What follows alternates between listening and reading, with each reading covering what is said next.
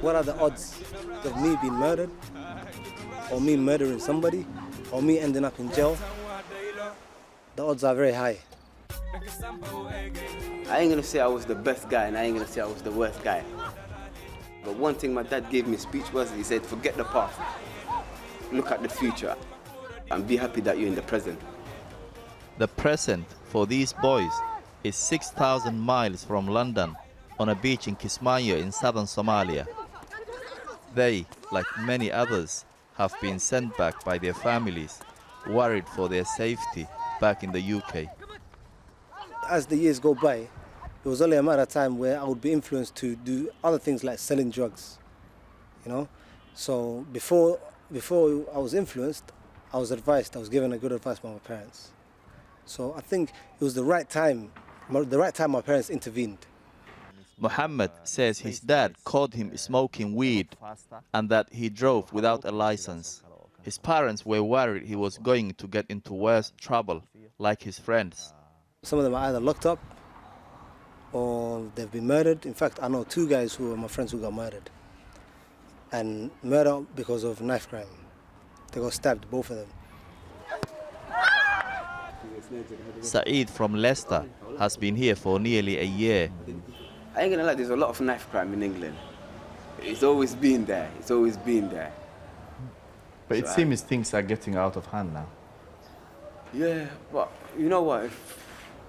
It's madness, I ain't gonna lie, it's madness. To see that, to be involved, to see your brother get your friend getting stabbed, to see your cousin getting stabbed, all kind of troubles. So you know what? Don't have a fikiro, don't have a katko.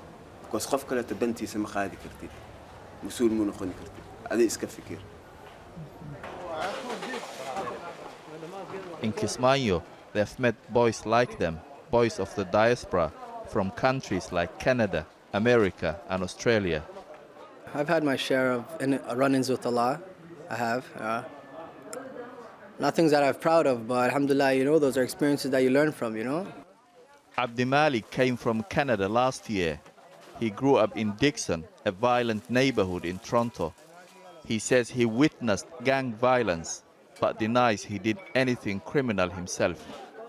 I've seen them guns, I've seen drugs, I've seen dead bodies, I've seen people shot in front of me, you know? But I'm sure other people from the outside looking in, 100% they would say, oh, this guy is a gangster, you know? But coming back to Somalia has been challenging. These government soldiers are battling against Al-Shabaab fighters linked to Al-Qaeda, who regularly carry out attacks, mostly in the capital Mogadishu.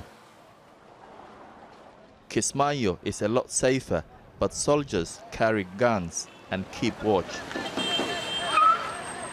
You look around Kismayu and you see armed men everywhere. Sandbags, it's to stop suicide bombers. Al-Shabaab is in control of, 30 miles outside the city.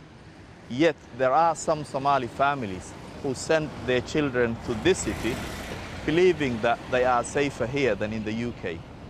Al-Shabaab is not in direct war with civilians or with people, you know, normal people.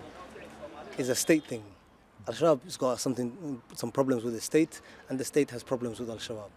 So as far as I'm concerned, civilians are civilians. You're not part of the war? I'm not part of it, no. When Muhammad came back to Somalia, he managed to land a good job working for the president of Jubaland, and he told me proudly he could arrange a lunch with him. The Somali diaspora traditionally send money back to their families here, so they are held in high esteem.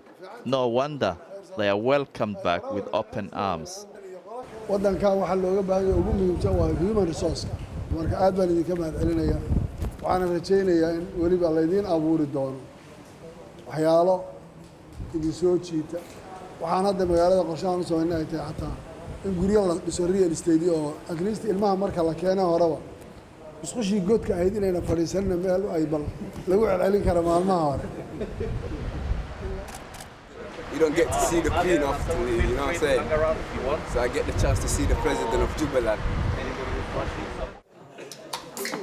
It feels a bit like they're on holiday. It's clear they're outsiders in their own country. ka waran dhalinyarada ka soo noqoto qurbo soo idinma wareeriyaan laakiin dhaqamo kale soo idinlama yimaadaan ما دخلنا كلام أنت سنوا أنت لقب سنة أنت جوجان وعادي وأنت القاعدين عندنا لقب سنة الديار معي gabdhaha quruxda badan oo waxay ka guursadaan diaspora Soomaaliya diaspora أنت كستيريس اللي ورا عموية وحكي لهم كل ورا The boys generally find themselves the object of a bit of fun. At a local youth center, they try to chat to girls who just laugh at their attempts to speak proper Somali. دخن علس ده دخن علس دخن علس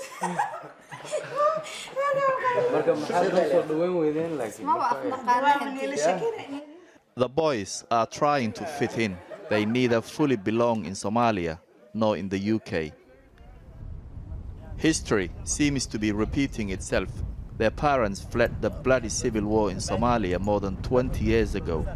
Now the next generation find themselves also fleeing violence, returning to a place they call home, but barely know.